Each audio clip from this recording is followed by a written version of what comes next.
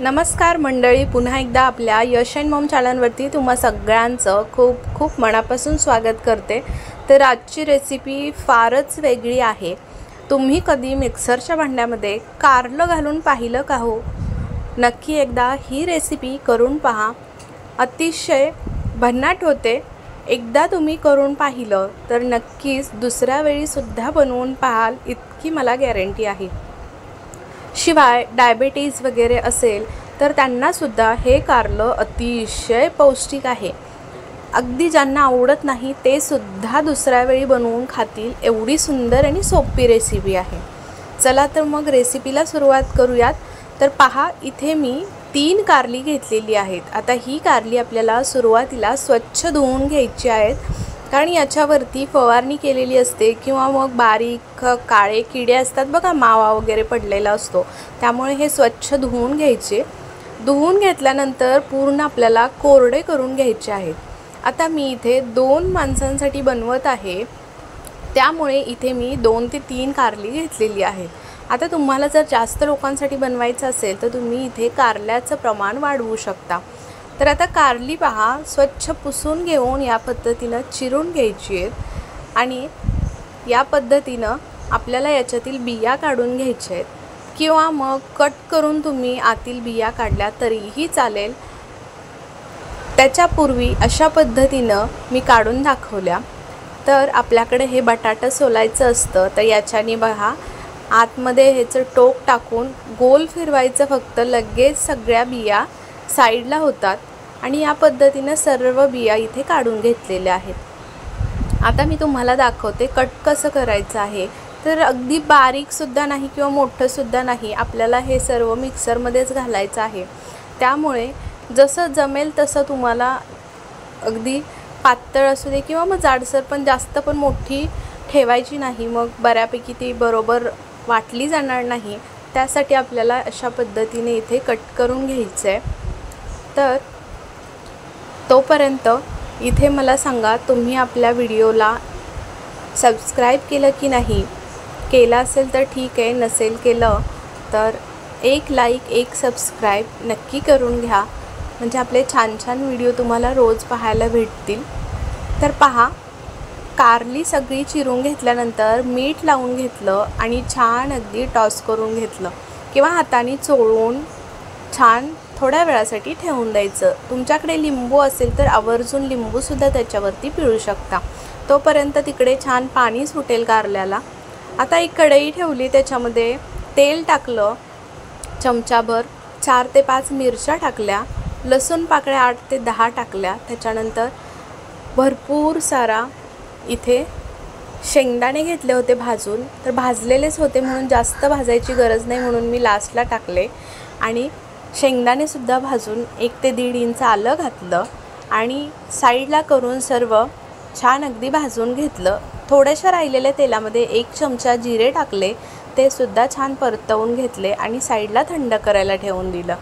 आता पहा, इथे आपलं कारलं सुद्धा छान अगदी पाणी सुटलेलं होतं कारल्याला। आता हे कारलं पहा, आपल्याला स्वच्छ पाण्याने धुवून घ्यायचं आहे। आता इथे 2 वेळा कारलं धुवायची अजिबात गरज नाही, 1 वेळा धुवून घेतलं तरीही चालेल। तर 1 वेळा छान धुवून घेतलं आणि नंतर पाणी पूर्ण निथळवून काढलं आणि मिक्सरच्या भांड्यामध्ये हे सर्व घालायचं आहे। आता याला झाकण लावून घ्यायचं आणि फक्त ओबडधोबड वाटून घ्यायचं आहे, जास्त बारीक प्युरीसुद्धा करायची नाही।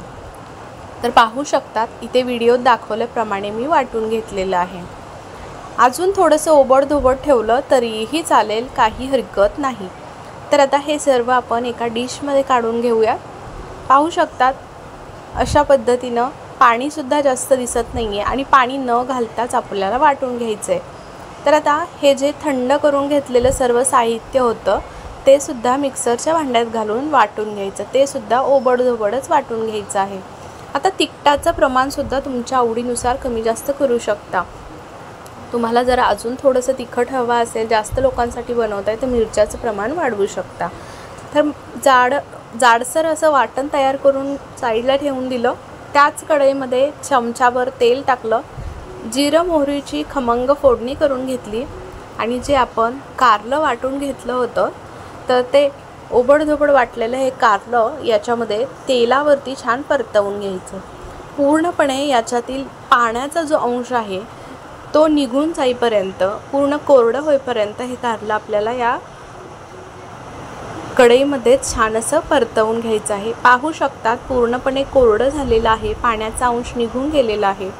आता आपल्याला याच्यामध्ये 1 चमचावर दही टाकायचं आहे. जर इथे दही आवर्जून टाका, खूप छान चव येते, थोडीशी आंबटसर आणि खायलासुद्धा मग कडवटपणा बऱ्यापैकी कमी होऊन जातो. आज आपण इथे साखर गूळ वगैरे काहीच वापरणार नाही, त्यामुळे दही आवर्जून वापरा. 1 चमचाभर दही घालून आपल्याला लो फ्लेमवरती छान एक 4 ते 5 मिनटासाठी शिजवून घ्यायचं आहे. तर आता पाहू शकतात दही घालूनसुद्धा छान शिजवून घेतलं आणि इथे पूर्ण आता हे कोरडं झालेलं आहे. आपल्याला याच्यावरती जे वाटण बनवून घेतलं होतं आपण ओबडधोबड ते घालून घ्यायचं आहे. तर या पद्धतीनं ते सुद्धा पहा मिक्स करून घ्यायचं. छान मिक्स करून घेतलं की आपल्याला थोड्या वेळासाठी परत झाकण ठेवून एक छोटीशी वाफ काढून घ्यायची. तर पाहू शकतात मिक्स करून घेतलेलं आहे. आता झाकण घालण्याच्या पूर्वी आपल्याला याच्यामध्ये एक अर्धा चमचा किंवा पाऊण चमचा इथे आमचूर पावडर वापरायची आहे. थोडंसं आंबट तिखट अशी चव आली की खायलासुद्धा खूप छान लागतं. मग कारल्याचा कडवटपणा अजिबातच जाणवत नाही. तर पाहू शकतात चवीनुसार मीठ घातलं, आमचूर पावडर घातली, छान मिक्स करून घेतलं आणि झाकण घालून परत 1-2 मिनटासाठी वाफ काढून घेतली. आता पूर्णपणे कारलंसुद्धा शिजलेलं आहे आणि आपला हा इथे पदार्थ कारल्याचा तयार झालेला आहे. तर आता याच्यावरती कोथिंबीर घालायची आणि हा आपल्याला सर्व करायला घ्यायचा आहे. तर पाहू शकतात अगदी जवळून दाखवते, अगदी आपण दोडक्याची भाजी जशी बनवतो तर त्या पद्धतीनं दोडक्याची चव या कारल्याला येते. नक्की एकदा ही पद्धत वापरून करून बघा, नक्कीच आवडेल तुम्हाला, दुसऱ्या वेळी केल्याशिवाय राहणार नाहीत. तर रेसिपी कशी वाटली, आवडली असेल तर नक्की व्हिडिओला एक लाईक नक्की करा.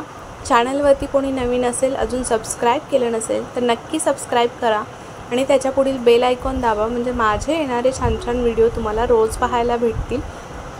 आशा करते आजची रेसिपी आवडली असेल. तर चला उद्या पुन्हा भेटू अशाच एका छान जबरदस्त रेसिपीसोबत. तोपर्यंत बाय बाय.